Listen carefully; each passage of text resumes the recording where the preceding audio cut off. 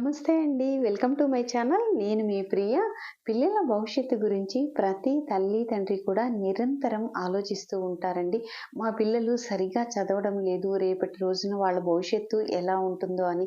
కొంతమందేమో వాళ్ళు చదివినా కూడా సరిగా గుర్తుండటం లేదని, వాళ్ళకి జ్ఞాపక శక్తి తక్కువగా ఉందని, ఇలా రకరకాలుగా మనం పిల్లల గురించి ఎన్నోసార్లు ఈ చదువు విషయంలో చాలా బాధపడుతూ ఉంటారండి. అటువంటి వాళ్ళందరూ కూడా సరస్వతి పంచమి రోజున అమ్మవారిని ఎలా పూజించాలి, ఈ 2026 సంవత్సరంలో సరస్వతి పంచమి ఎప్పుడు వచ్చింది అనేది ఈ వీడియోలో వివరంగా తెలుసుకుందామండి. ఇంకా కొంతమంది మేమున్న ఈ బిజీ షెడ్యూల్లో మేము ఎక్కువసేపు పూజలు చేయాలంటే మాకు కుదరదండి అనుకునే వాళ్ళు తక్కువ టైంలో మన ఇంట్లోనే మన పూజా మందిరంలోనే అమ్మవారిని మీకున్న తక్కువ టైంలో ఎలా పూజించాలి అనేది ఈ వీడియోలో క్లియర్గా చెప్తాను.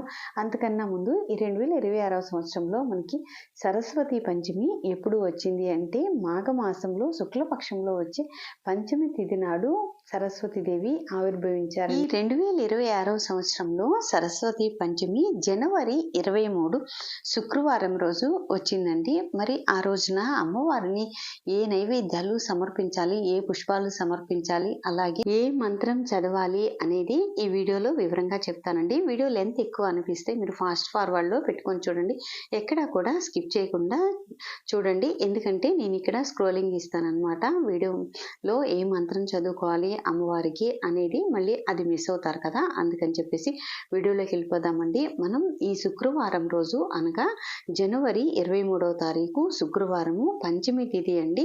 ఆ రోజున అమ్మవారిని దీనిని వసంత పంచమి అని, శ్రీ పంచమి అని, సరస్వతి పంచమి అని ఇలా పిలుస్తారు.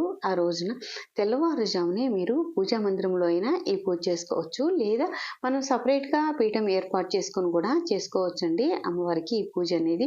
ఒకవేళ ఎక్కువ టైం ఉండదండి అనుకున్న వాళ్ళు పూజా మందిరంలోనే చేసుకోండి. నేను ఇక్కడ పూజా మందిరంలోనే ఎలా అమ్మవారిని పూజించుకోవాలనేది చూపిస్తున్నానండి.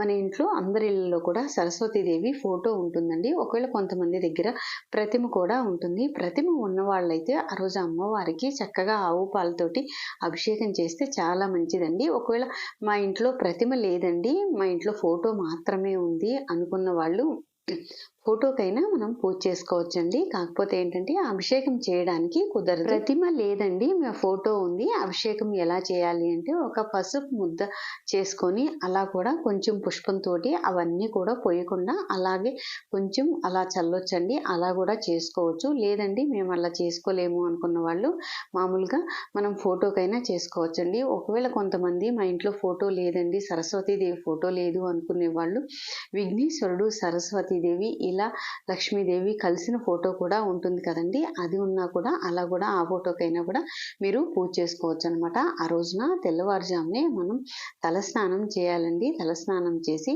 అమ్మవారికి తెలుపు రంగు అంటే చాలా ఇష్టం. అమ్మవారిని ఈ రోజున తెలుపు రంగు పుష్పాలతోటి పూజిస్తే చాలా మంచిదండి. సరస్వతీదేవికి తెలుపు రంగు అంటే చాలా ఇష్టం అనమాట. అందువల్ల ఇక్కడ నేను ప్రతిమ ఉంది కాబట్టి అభిషేకం చూపించానండి. నేను ఇక్కడ పంచామృతాలతోటి అమ్మవారికి అభిషేకం చేశాను అనమాట. మీరు అవేమీ లేకపోయినా ఆవు పాలతో కూడా అమ్మవారికి అభిషేకం చేసుకోవచ్చు అనమాట. అమ్మవారికి గంధము కుంకుమతోటి బొట్లు పెట్టి అలాగే ఒక ప్లేట్ తీసుకొని ఆ ప్లేట్ మీద ఒక బియ్యం పోయాలండి. 3 గుప్పెళ్ళు బియ్యం పోసుకొని దాని మీద కొద్దిగా పసుపు కుంకుమ ఉంచి ఇలా అమ్మవారిని ఉంచుకోవాలి. ఒకవేళ చిన్న ప్లేట్ పెట్టి అయినా ఉంచుకోవచ్చు, లేదా ఆ బియ్యం మీద మీరు డైరెక్ట్గా కూడా అమ్మవారిని పెట్టుకోవచ్చు అనమాట.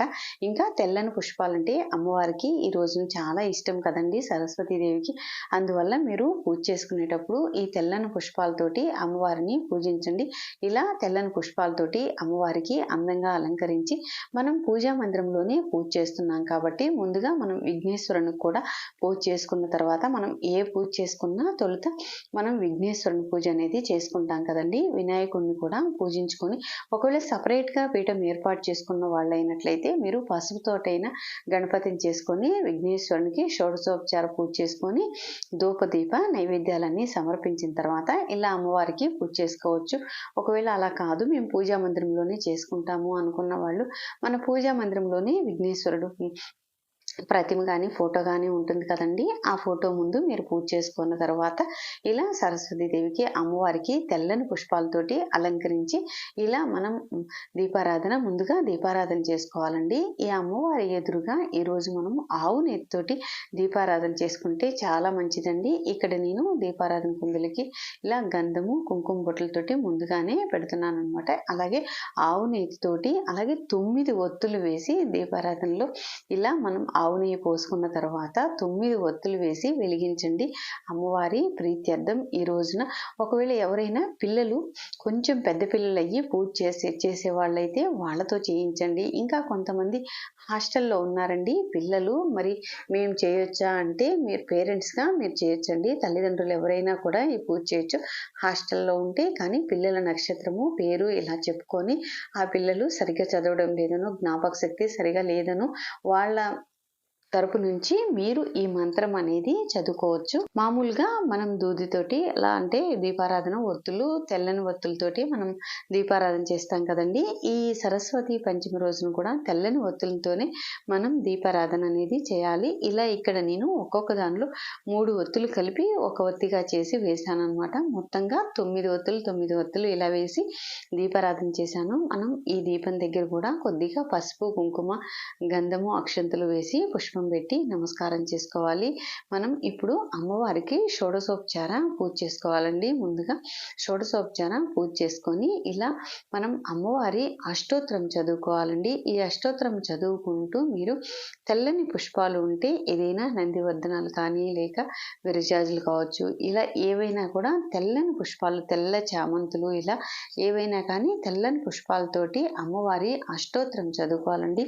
అలాగే ఈ రోజున సరస్వతి కవచం చదువుకున్నా కూడా చాలా మంచిదండి. ఒకవేళ మేము చదువుకోలేమండి అనుకున్న వాళ్ళు ఫోన్లో పెట్టుకొని కూడా మీరు అలా వింటూ కూడా అమ్మవారి ఎదురుగా మనం అక్షంతలు కానీ పుష్పాలుంటే పుష్పాలతోటి పూజ చేసుకోవచ్చు. 108 పుష్పాలుంటే అలా చేసుకోవచ్చు. ఈ సరస్వతి కవచము మీరు చదువుకున్నా పర్లేదండి. మేము చదువుకోలేము అనుకున్న వాళ్ళు ఎవరైనా సరే ఫోన్లో పెట్టుకొని కూడా ఆ వచ్చినంతసేపు కూడా మీరు అమ్మవారి దగ్గర పుష్పాలు పెడుతూ ఉండండి. ఇంకా ఈ రోజున అమ్మవారికి ఏ మంత్రం చదువుకుంటే ఏ మంత్రం చదువుకుంటూ పూజ చేయాలనేది నేను ఇప్పుడు చెప్తానండి.